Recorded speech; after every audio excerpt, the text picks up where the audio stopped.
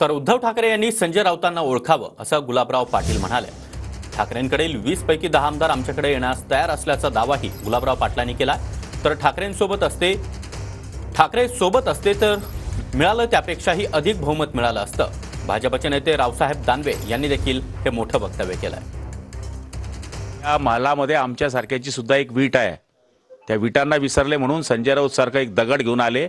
त्या दगडाने पूर्ण सत्यानाश करून टाकला त्यांच्या महालाचा। तुमचा खूप संताप येऊन संजय राऊतांना हो, 5 सीट पाडणार होता जळगावमध्ये जिल्ह्यामध्ये येऊन 2-2 दिवस इथे बसलं। ते साधं वाचू शकला नाही एक माणूस। त्यामुळे आता तरी ओळखावं राऊतांनी आणि राऊतांना उद्धव ठाकरेंनी ओळखावं, नाहीतर अजून जे 20 आहे ना त्याच्यातले 10 आमच्याकडे यायच्या तयारीत आहे। उद्धव ठाकरे म्हणतात बघा ना आगे आगे होता है क्या देखिए आप।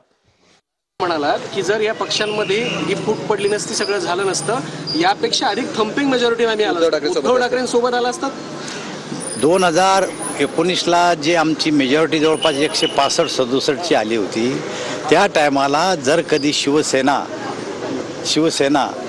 राऊतांच्या बोलल्यावर काँग्रेस आणि राष्ट्रवादी सोबत गेली नसती तर असा कारभार केला असता आमचा जो पहिल्यांदा झाला 14 ते 19।